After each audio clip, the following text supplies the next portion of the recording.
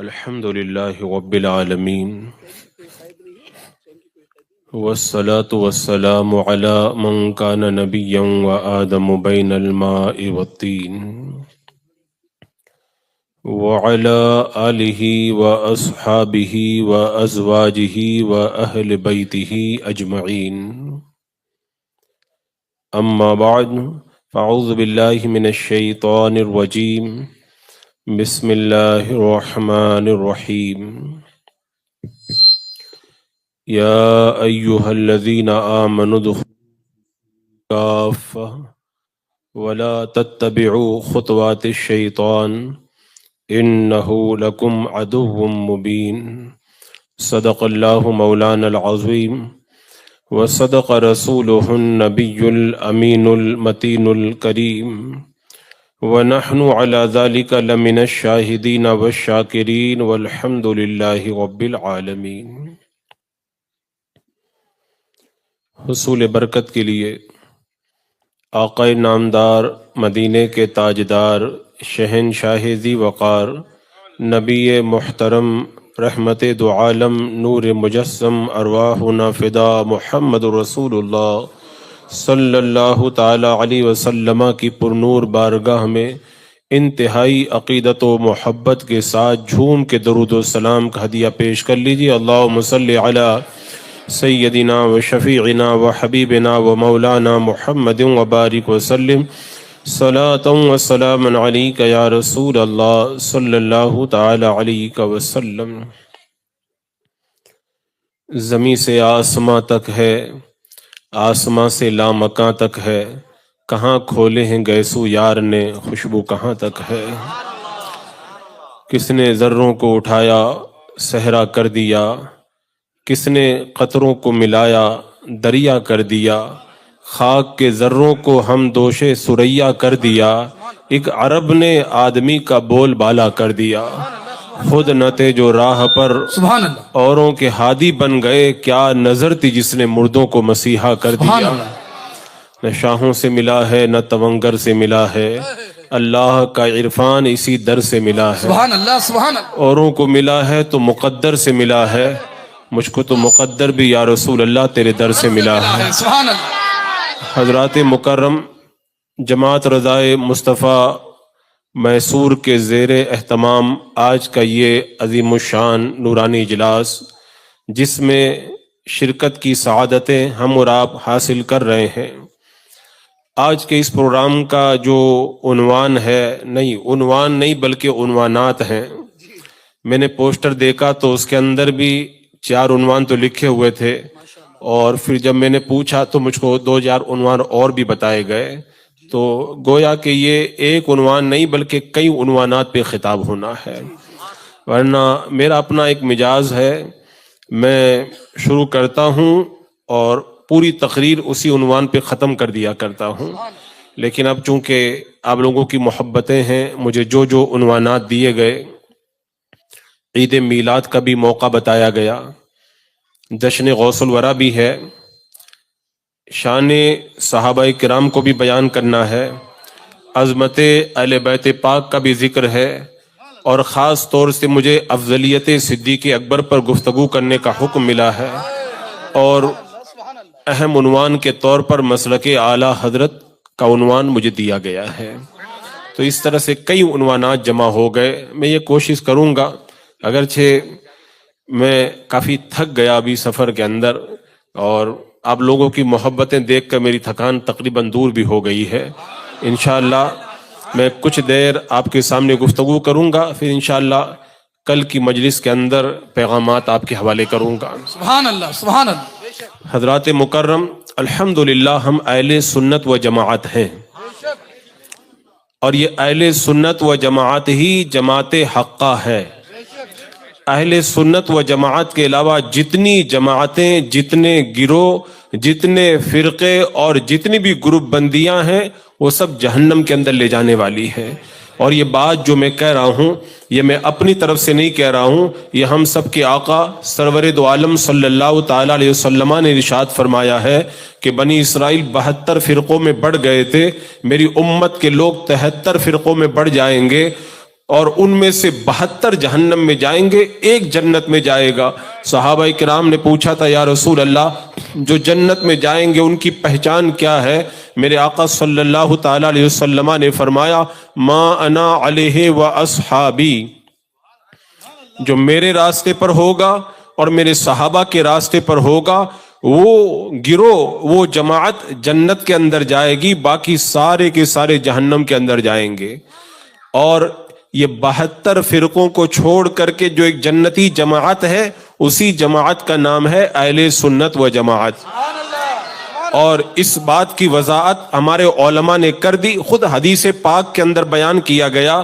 میرے آقا صلی اللہ تعالی علیہ وسلم نے ایک موقع پر جنت میں جانے والی جماعت کا ذکر کیا، نجات والی جماعت کا ذکر کیا، تو صحابہ کرام نے پوچھا تھا من الناجیہ، یا رسول اللہ جو نجات پانے والی جماعت ہے اس کا نام کیا ہے؟ میرے آقا علیہ السلام نے فرمایا اہل السنت والجماعہ، اس کا نام اہل سنت و جماعت ہے۔ اور یہی نام حضرت عبداللہ بن عمر نے بھی بتایا، یہی نام حضرت عبداللہ بن عباس نے بھی بتایا۔ قرآن مقدس کی آیت کریمہ یوم تبیض وجوہ وتسود وجوہ، قیامت کے دن کچھ چہرے کالے ہوں گے اور کچھ چہرے اجالے ہوں گے۔ حضرت عبداللہ بن عباس اور عبداللہ بن عمر کہتے ہیں جن کے چہرے کالے ہوں گے وہ گمراہ ہوں گے اور جن کے چہرے اجالے ہوں گے وہ اہل سنت و جماعت ہوں گے۔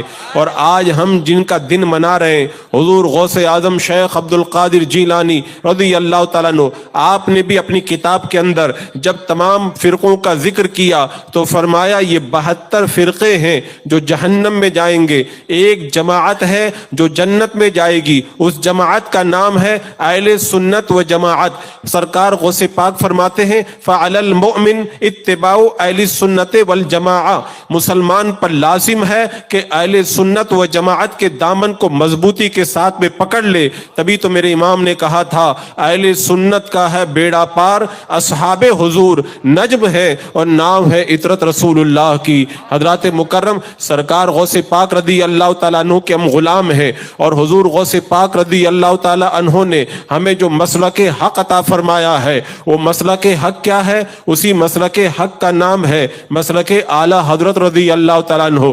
آپ لوگ سوچ رہے ہوں گے غوث پاک تو بہت پہلے دنیا سے جا چکے، اعلیٰ حضرت بہت بعد میں پیدا ہوئے، تو غوث پاک کا مسلک جو بتایا ہوا ہے وہ مسلک اعلیٰ حضرت کیسے ہو گیا؟ تو میں آپ کو یہ بھی بتاتا ہوا چلوں کہ جو غلاموں کا مسلک ہوتا ہے وہ غلاموں کا مسلک نہیں ہوا کرتا ہے، غلام اپنے آقا ہی کے مسلک پہ چلا کرتا ہے۔ اور سرکار غوث پاک رضی اللہ تعالیٰ عنہ کو جب خواب کے اندر پیر محمد میاں شرپوری رحمت اللہ تعالیٰ علیہ نے دیکھا تھا تو پوچھا تھا حضور اس زمانے میں آپ کا نائب کون ہے؟ تو حضور غوث پاک نے فرمایا تھا میرا نائب دیکھنا ہے تو بریلی کے امام احمد رضا کو دیکھ لو۔ یعنی سرکار اعلیٰ حضرت کا مسلک کوئی الگ سے کوئی مسلک نہیں ہے، میرے غوث نے بتا دیا کہ وہ میرے نائب ہیں، تو پتا چلا کہ اعلیٰ حضرت کا مسلک یہی غوث اعظم دستگیر کا مسلک ہے۔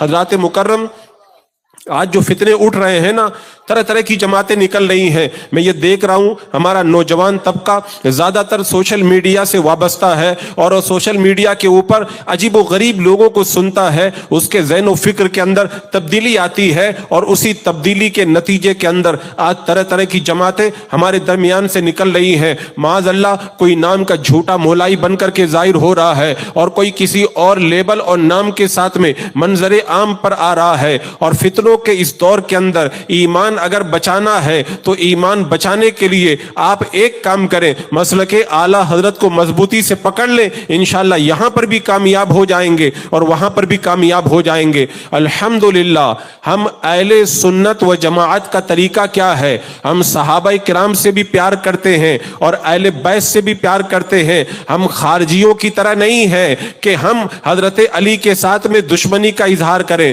اور ہم رافضیوں کی طرح بھی نہیں ہے جو صحابہ کرام کے ساتھ میں دشمنی کا اظہار کریں۔ الحمدللہ ہمارے ایک ہاتھ کے اندر اگر اہل بیت کا دامن ہے تو دوسرے ہاتھ کے اندر صحابہ کرام کا دامن ہے۔ لیکن آج کل ہو کیا رہا ہے؟ آج کل کچھ لوگ اہل بیت کا نام لے کر کے صحابہ کرام کے خلاف بکواس کرتے ہوئے نظر آ رہے ہیں اور اہل بیت کی محبت کے اندر اپنا نام رکھ رہے ہیں، ہم لوگ مولائی ہیں۔ میں کہتا ہوں اگر صحیح معنوں کے اندر اگر مولائی اگر دیکھا جائے حضرت مولا علی سے پیار کرنے والے لوگ، تو میں کہتا ہوں حضرت مولا علی سے پیار کرنے والی جماعت وہی ہے جسے اس دور کے اندر مسلک اعلی حضرت کے ماننے والے کہا جاتا ہے۔ بے شک، حضرات سبحان اللہ۔ مکرم یہ جو کہتے ہیں نا کہ ہم اہل بیت سے پیار کرتے ہیں اور صحابہ کرام کے خلاف تبرہ بکتے ہوئے نظر آتے ہیں، کتنا افسوس ہوتا ہے وہ بات جو صحابہ نے بیان کر دی، وہ بات جو ہمارے بزرگوں نے بیان کر دی، اس کا انکار کرنے کے باوجود بھی اپنے آپ کو جماعت حق کا کہتے ہیں۔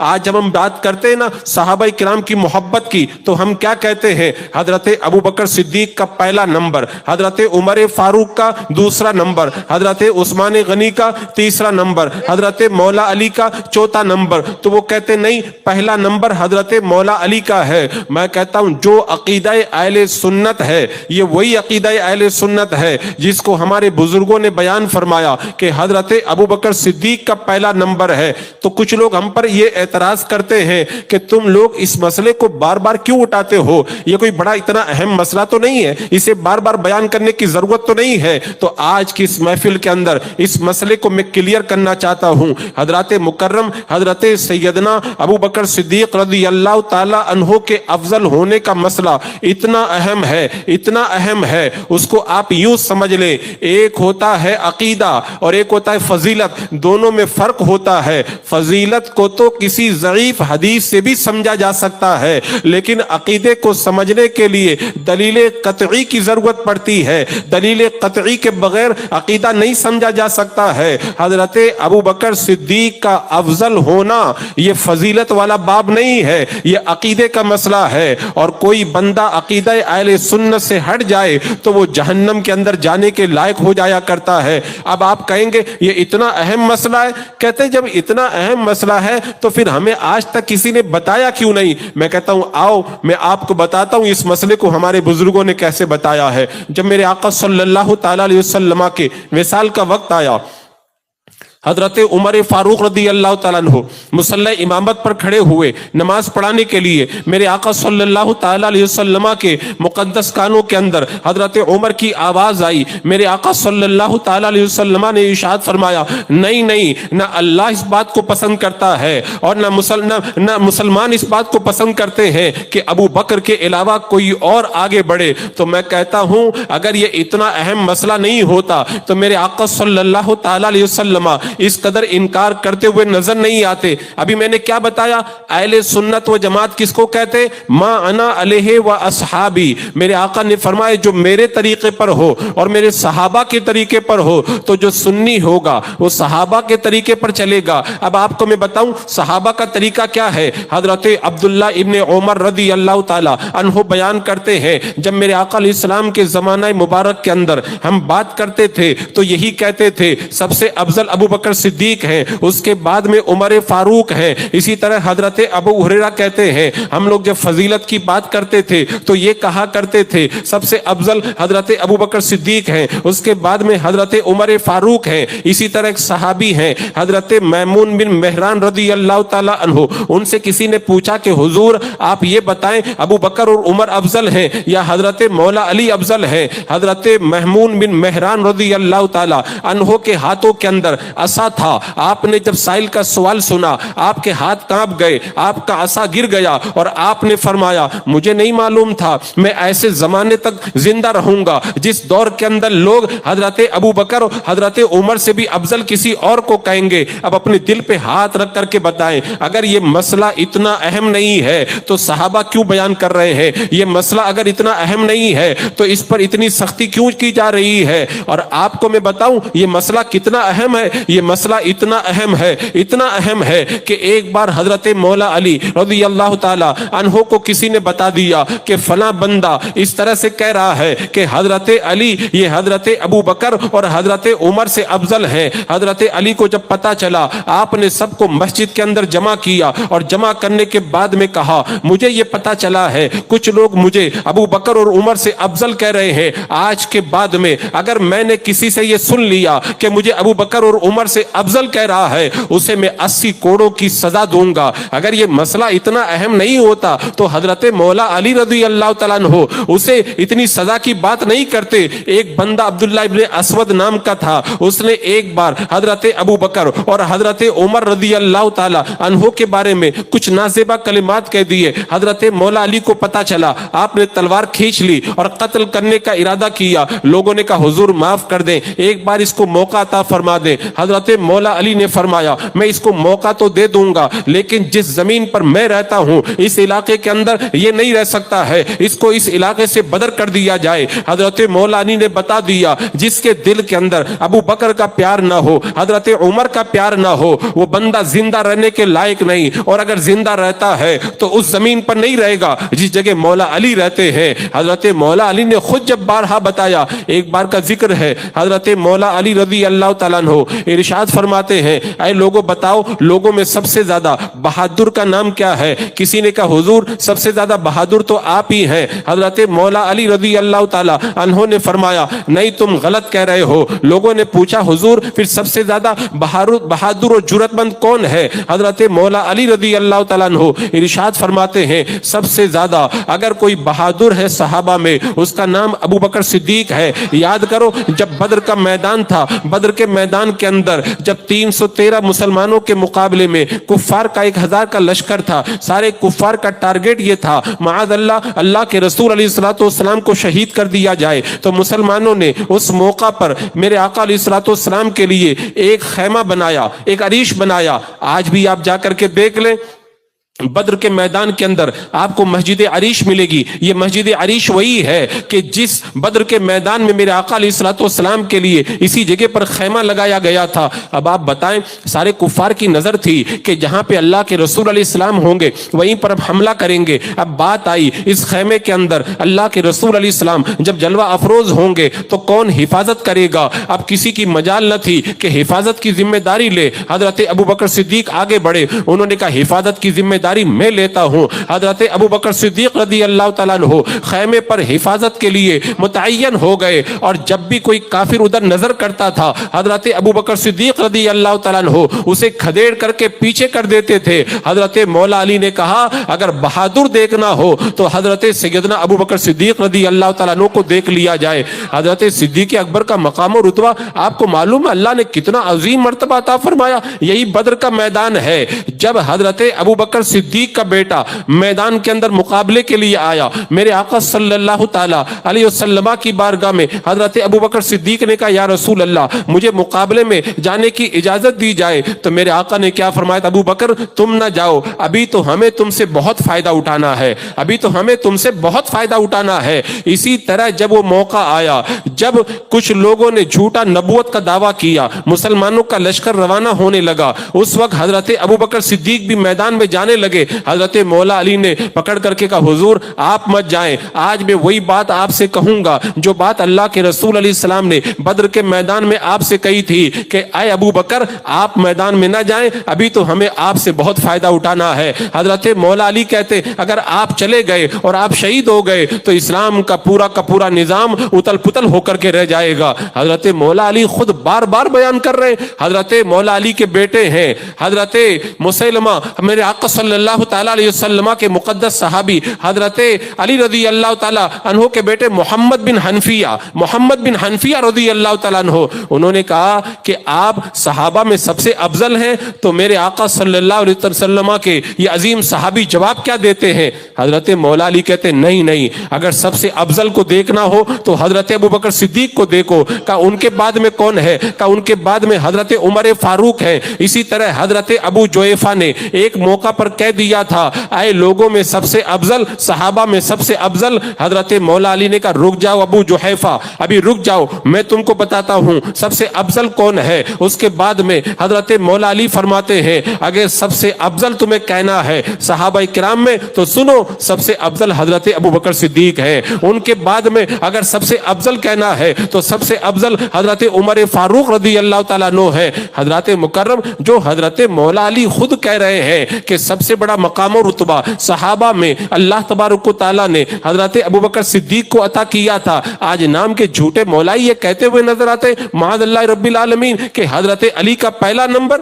اللہ اکبر کبیرہ. یہ معلوم ہے یہ اپنے دل کے اندر چھپے ہوئے اس بغض کا اظہار کرنا چاہ رہے ہیں جو رافضیوں نے گندگی کے طور پر آج سوشل میڈیا کے اوپر پھیلا کر کے رکھا ہے. یہ معاملہ کتنا سنگین ہے میں آپ کو بتاؤں. ایک بار حضرت مولا علی رضی اللہ تعالیٰ عنہ کو کسی نے کہہ دیا تھا آپ سے بہتر آج تک میری نگاہوں نے کسی کو نہیں دیکھا ہے. حضرت مولا علی نے کہا صحیح بتا تو نے اللہ کے رسول علیہ السلام کو دیکھا ہے کہ نہیں دیکھا ہے؟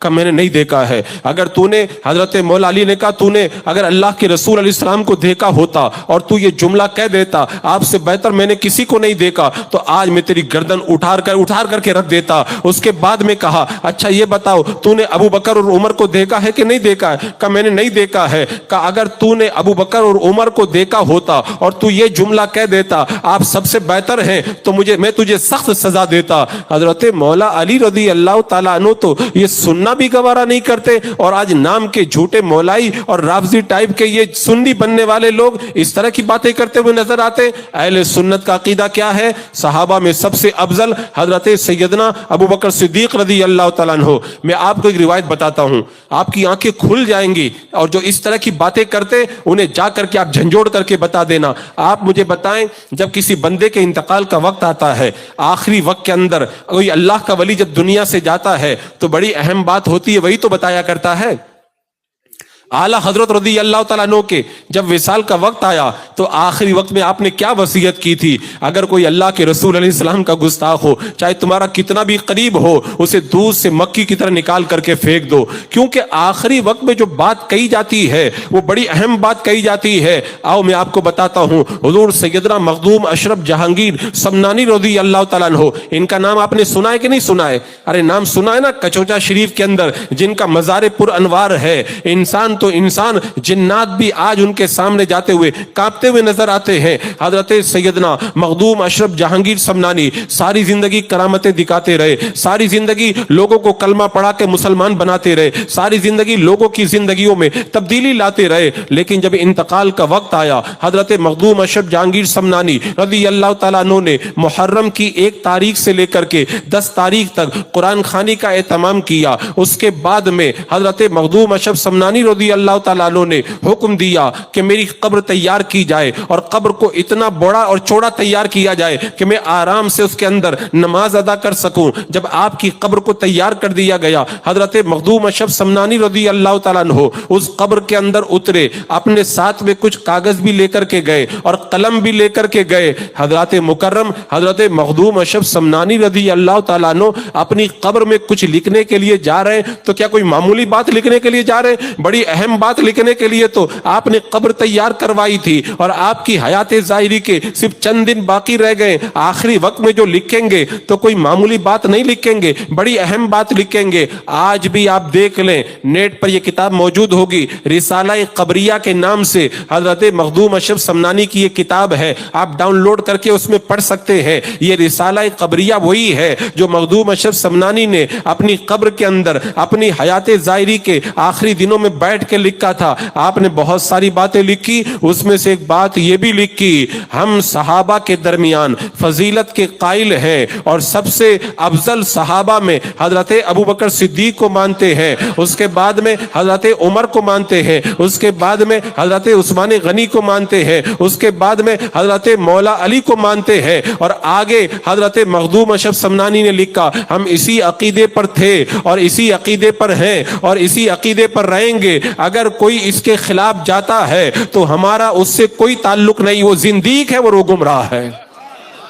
اندازہ لگائیں اللہ کا ولی دنیا سے جاتے جاتے اپنی قبر میں بیٹھ کر کے لکھ رہا ہے. یہ بات میں نے اس لیے بتائی, لوگ ہم سے کہتے ہیں یہ سنیوں کو پتہ نہیں کیا ہو گیا, بریلی والوں کو, یہ مسلک اعلیٰ حضرت والوں کو ہو کیا گیا ہے. بات بات پہ کہتے ہیں حضرت ابو بکر صدیق کا پہلا نمبر سب سے افضل ابو بکر صدیق ہے. میں کہتا ہوں ہمیں کچھ ہوا نہیں ہے, ہمیں تو بریلی کے امام نے قرآن و سنت کی روشنی میں جو عقیدہ اہل سنت نکال کر کے پلایا تھا وہی عقیدہ ہماری زبانوں سے بولتا ہوا نظر آ رہا ہے. اور یہ اللہ، عقیدہ سبحان اللہ۔ ہمارا اور آپ کا نہیں، یہی عقیدہ صحابہ کا بھی تھا، یہی عقیدہ حضرت مولا علی کا بھی تھا، یہی عقیدہ غوث اعظم دستگیر کا بھی تھا۔ اور ہم کیا ہیں؟ ہم حنفی ہیں۔ امام اعظم ابو حنیفہ کا بھی یہی عقیدہ ہے کہ صحابہ میں سب سے افضل ابو بکر صدیق، پھر عمر فاروق، پھر عثمان غنی، پھر مولا علی۔ تو ہم سنی ہیں تو اہل سنت کے طریقے پہ چلیں گے، ہم قادری ہیں غوث پاک کے طریقے پہ چلیں گے، ہم سنی ہیں صحابہ کے طریقے پہ چلیں گے، ہم حنفی ہیں امام اعظم کے طریقے پہ چلیں گے، اور ہم اہل بیت سے پیار کرتے ہیں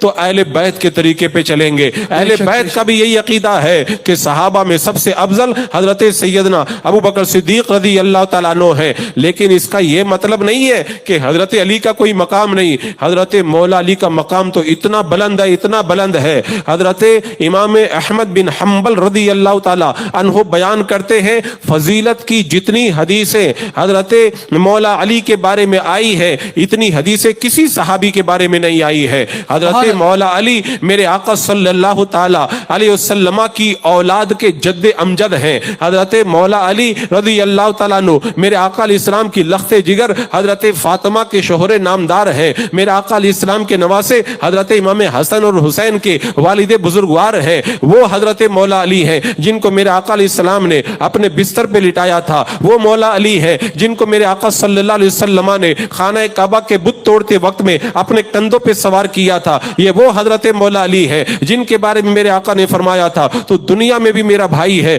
آخرت میں بھی میرا بھائی ہے۔ یہ وہ مولا علی ہے جس کے بارے میں میرے آقا نے فرمایا تھا من کنت مولا فعلی مولا، جس کا میں مولا ہوں اس کے علی بھی مولا ہے۔ لیکن یہ سب فضیلتیں ہیں، فضیلت اپنی جگہ، لیکن جب افضلیت کی بات آئے گی تو ہم یہی کہیں گے صحابہ میں سب سے افضل حضرت سیدنا ابو بکر صدیق رضی اللہ تعالیٰ عنہ۔ حضرات مکرم اس عقیدے کو اپنے دماغ میں بٹھا لیں، اس لیے کہ سوشل میڈیا پہ جو چل رہا ہے نا، وہ کتابیں کھول کے دکھاتے ہیں یہ دیکھو وہ دیکھو، ہمارا نوجوان سمجھ بھی نہیں پاتا ہے، سمجھ ہی نہیں پاتا ہے، اور وہ ان گمراہوں کے دلدل کے اندر پھنستا ہوا نظر آتا ہے۔ الحمدللہ ہمیں صحابہ سے بھی پیار ہے، ہمیں اہل بیت سے بھی پیار ہے۔ جس طرح مچھلی بغیر پانی کے نہیں رہ سکتی ہے، ایسے میں اہل سنت صحابہ کی محبت کے بغیر نہیں رہ سکتے ہیں۔ ہمارے دلوں میں صحابہ کا وہ پیار ہے، ہم تو یہی دعا کرتے ہیں الہی بحق بنی فاطمہ کہ بر قول ایما کنم خاتمہ، اگر دعوتم رد کنی ور قبول منو دستو دامان آل رسول۔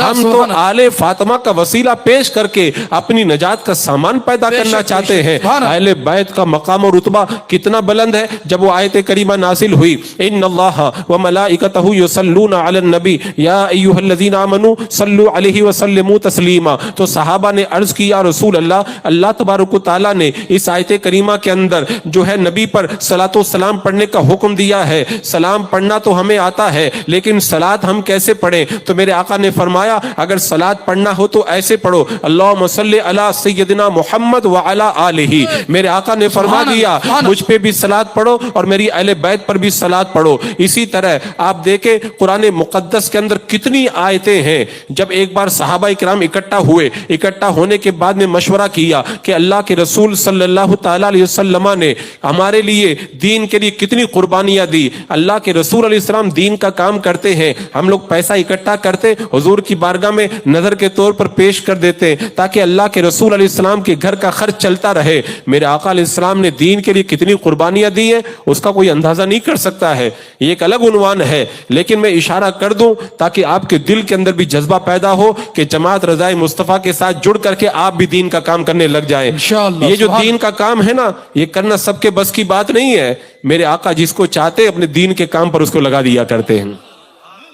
اللہ کے رسول علیہ السلام نے دین کا کتنا کام کیا، اسی دین کے لیے اللہ کے رسول علیہ السلام کی راہوں کے اندر کانٹے بھی بچھائے گئے۔ آپ کی پشت انور پر اس کی جو اونٹنی کی جو بچہ دانی ہوتی ہے وہ لا کر کے نماز کی حالت کے اندر اللہ کے رسول علیہ السلام کے پشت انور کے اوپر رکھی گئی۔ آپ کے مقدس گلے کے اندر فندہ ڈال کر کے دبایا بھی گیا۔ میرے آقا علیہ السلام کو جادوگر بھی کہا گیا، اللہ کے رسول علیہ السلام کو شاعر بھی کہا گیا، آپ کو دیوانہ بھی کہا گیا۔ اسی دین کے لیے طائف کے میدان میں آپ پر پتھر برسائے گئے، اتنے پتھر کے آپ کا خون مبارک ٹپک ٹپک کر کے آپ کی نالین پر گرنے لگا، آپ کے قدم مبارک نالین سے چپک گئے، یہ سب دین کے لیے آپ کو ستایا گیا۔ اللہ کے رسول صلی اللہ تعالی علیہ وسلم نے دین کے لیے مکہ چھوڑ کر کے مدینہ منورہ کی طرف ہجرت کی۔ بدر کے میدان میں اللہ کے رسول علیہ السلام جانے لگے، آپ کی بیٹی حضرت رقیہ بیمار تھی، اپنی بیمار بیٹی کو چھوڑ کر کے میرے آقا علیہ الصلوۃ والسلام بدر کے میدان میں چلے گئے اسی دین کے لیے۔ اور جب بدر کے اندر فتح ہوئی،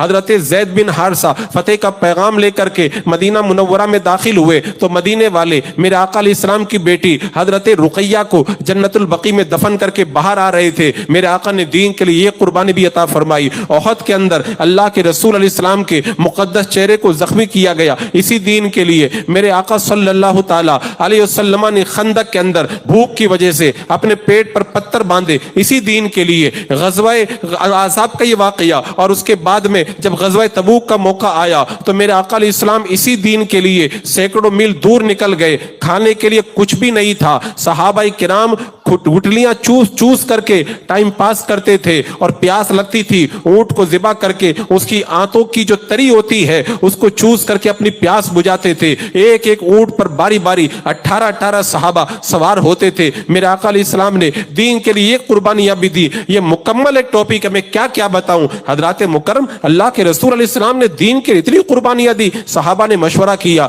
میرے آقا علیہ السلام کی بارگاہ کے اندر ہم سب چندہ اکٹھا کر کے آپ کی بارگاہ میں نظر پیش کرتے ہیں۔ صحابہ جب نذرانہ لے کر کے گئے، اللہ تبارک و تعالیٰ نے آیت کریمہ نازل فرمائی، قل لا اسألکم علی اجرا الا المودۃ فی القربى، اے محبوب کہہ دو میں دین کے کام پر تم سے کوئی اجرت نہیں مانگتا ہوں، اگر تم مجھے کچھ دینا چاہتے ہو تو پھر ایک کام کرو، میری اہل بیت سے پیار کرو۔ سبحان اللہ، سبحان اللہ، اہل بیت سے پیار کرو۔ تو اہل بیت سے پیار کا تو ہمیں حکم دیا، اپنے ہمارے رب نے حکم دیا، اللہ کے رسول علیہ السلام نے حکم دیا، تو ایسا کیسے ہو سکتا ہے کہ ہم حضرت ابوبکر صدیق کو افضل مانے تو اہل بیت سے پیار نہ کریں؟ الحمدللہ ہم صحابہ سے بھی پیار کرتے ہیں، ہم اہل بیت سے بھی پیار کرتے ہیں، اور یہی مسلک اعلیٰ